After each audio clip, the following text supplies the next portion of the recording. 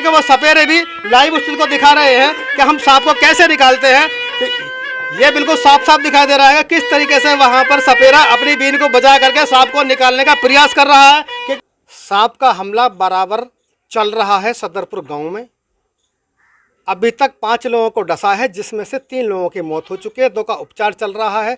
नमस्कार, आदाब, आप देख रहे हैं न्यूज नेशन फास्ट और मैं आपके साथ हूं कृष्ण कुमार। हम बात कर रहे हैं हापुड़ जनपद के सदरपुर गांव की, जहां पर सांप लगातार डसने की प्रक्रिया बराबर चल रही है। पहले छोटे छोटे 2 बच्चों को डसा था, उसके बाद उसकी मां को डसा था, लेकिन 3 लोगों की मौत हो चुकी है। अभी तक 2 लोगों का उपचार चल रहा है। 5 लोगों पर सांप ने हमला कर दिया है। उसी को लेकर के प्रशासन कितना मुस्तैद यहाँ दिखाई दे रहा है, हम उसे भी दिखाएंगे, क्योंकि प्रशासन यहाँ पर बराबर अलर्ट है। वन विभाग की टीमें यहाँ पर आई हैं। वन विभाग की टीमें सांप को खोजने का प्रयास कर रही हैं। बताया जा रहा है कल भी किसी दुबई सांप को उन्होंने पकड़ा है, लेकिन अभी भी जो जहरीला सांप है जिसके काटने से ज़्यादातर लोग मर ही रहे हैं, वो अभी तक हाथ नहीं आया है। हमारे पास उसी परिवार के लोग कुछ खड़े हुए हैं, इनसे कुछ जानकारी साझा करने का प्रयास करते हैं। किस तरीके का परिवार के लोग हमारे साथ मौजूद हैं, मैं उनसे जानने का प्रयास करूंगा किस तरीके की घटना घटी थी, सबसे पहले क्या हुआ था, किसके परिवार में किस बच्चे को काटा गया था। मैं सबसे पहले ये जानने का प्रयास करता हूँ। सर, क्या नाम है आपका? मेरा नाम मन्नू सिंह जी, बताएंगे थोड़ा सा घटना के विषय में, सांप ने कैसे काटा? पहले लड़के को काटा, उसको जानकारी पूरी नहीं हुई। बाद में जो लड़की को काटा तो उन्होंने कहा हमारी जो परेशानी हो रही है, तो दर्द की दवाई उनको किसी से ली। उसके बाद में जो जैसे वो लड़के बच्चों को देखने को लगी, उसकी मम्मी को काट लिया, मालूम नहीं पड़ सकी। अब जब देखा उनको तो वो लड़के मृत को पड़े थे। अभी आपने सुना, इन्होंने बताया है कि जैसे हम समझ पाते कि ये किसी सांप ने काटा है, उससे पहले तो उसके बच्चे की मौत हो चुकी थी। लगातार 3 को बराबर काटा गया, लेकिन समझ में तब आया जब बच्चों की मां को काटा गया। अभी हमारे पास दूसरे ग्रामीण मौजूद हैं। सर, थोड़ा सा आप आगे आएंगे और ये बताने का प्रयास करेंगे कि किस तरीके का था मामला। जैसे उन्होंने बताया इसी तरह का मामला था। पहले दोनों बच्चे ज़मीन पर सोए हुए थे, उनके पास माँ सोई हुई थी और उनके बच्चों ने दर्द की शिकायत की बताई, हमें दर्द हो रहा। माँ ने जैसे देखा तो उनके जो है दोनों मृतक है, उनको भी उसी तरह। अभी वो कौन कौन लोग हैं जिन लोगों का उपचार चल रहा है? उनका नाम प्रवेश और घर वाले का नाम है ममता, जो मेरठ है। अभी भी मेरठ 2 लोगों का उपचार चल रहा है, लेकिन यहाँ मामला समाप्त नहीं है, क्योंकि वन विभाग की टीम बराबर छानबीन कर रही है।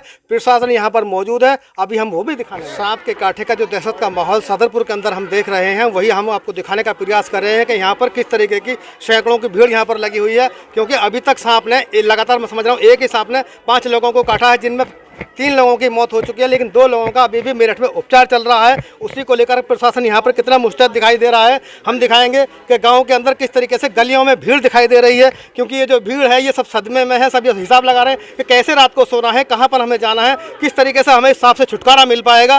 क्योंकि ये जो सांप है ये लगातार वार पे वार किया जा रहा है, लेकिन इतना जहरीला सांप है ये, क्योंकि इसके काटने से बचना तो नामुमकिन जो दिखाई दे रहा है। लगातार 3 मौत हो जाने के कारण उनसे साफ साफ हो रहा है कि यहाँ पर बचना मुमकिन है। क्योंकि 2 लोग मेरठ में हैं, उनकी भी ये नहीं पता है किस पोजीशन में है, लेकिन हालात उनकी भी नाजुक बताई जा रही है। उसी को लेकर के प्रशासन और पुलिस प्रशासन यहाँ पर मुस्तैद है, वन विभाग की टीम यहाँ पर मुस्तैद है, क्योंकि उनको पकड़ने का प्रयास किया जा रहा है। अभी हमें ग्रामीणों से यह भी पता चला है कि यहाँ पर सपेरे को भी बुलाया गया है, अभी भी उसकी तलाश जारी है, लेकिन वो सांप कभी किसी को दिखता है फिर गायब हो जाता है। लेकिन लगातार जो उसका प्रयास है, जो बार बार उसको डसने का काम कर रहा है, लेकिन पूरा काम सदमे में आया हुआ है। पुलिस प्रशासन उसी को लेकर के बहुत मुस्तैद दिखाई दे रहा है, क्योंकि हमारे साथ अभी कुछ अधिकारी भी मौजूद हैं। हम ये भी जानने का प्रयास करेंगे कि किस तरीके की यहाँ पर व्यवस्था की जा रही है उस सांप को पकड़ने की। सर, बताएंगे थोड़ा सा, क्या नाम है आपका?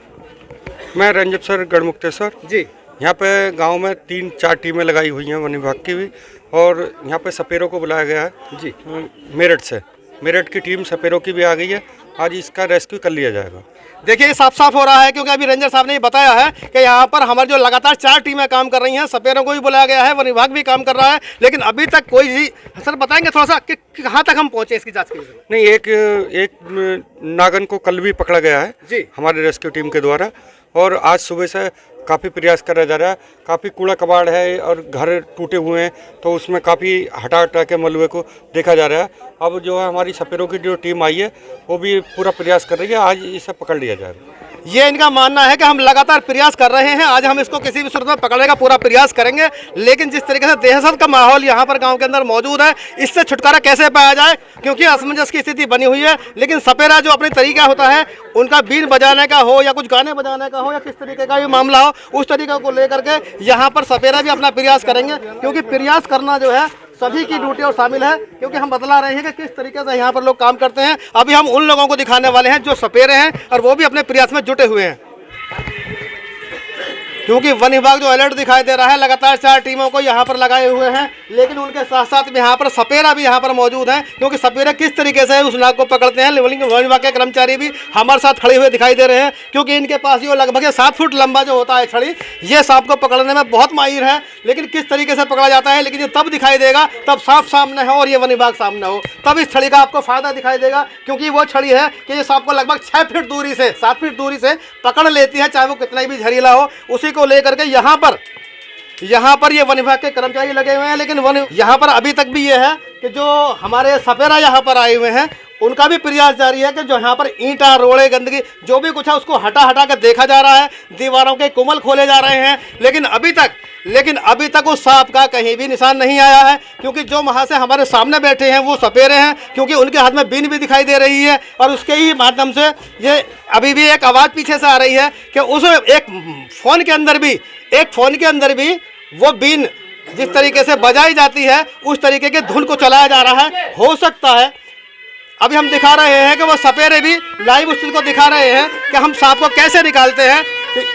ये बिल्कुल साफ दिखाई दे रहा है किस तरीके से वहाँ पर सपेरा अपनी बीन को बजा करके सांप को निकालने का प्रयास कर रहा है। क्योंकि ये हम आपको उत्तर प्रदेश के हापुड़ जनपद से गांव सदरपुर से सीधा लाइव दिखा रहे हैं, और ये दिखाने का प्रयास कर रहे हैं कि किस तरीके से यहाँ पर ये कोमल खोल के यहाँ पर उस सपेरे को तलाशने का प्रयास किया जा रहा है। अभी हम उस सपेरे को दिखा रहे थे जो बीन के माध्यम से यहाँ पर सांप को तलाशने का प्रयास किया जा रहा है, क्योंकि यहाँ पर ऐसा ही नहीं है कि वन विभाग भी है, पुलिस प्रशासन भी है, यहाँ पर सैकड़ों से ज़्यादा ग्रामीणों की भीड़ इकट्ठा हो रही है। हम वो सब आपको बराबर लाइव दिखा रहे हैं, क्योंकि यहाँ जो मामला है ये इस तरीके की घटना है, क्योंकि इस घटना से पूरा गांव सदमे में आ चुका है। न्यूज़ नेशन फास्ट के लिए कृष्ण कुमार की रिपोर्ट।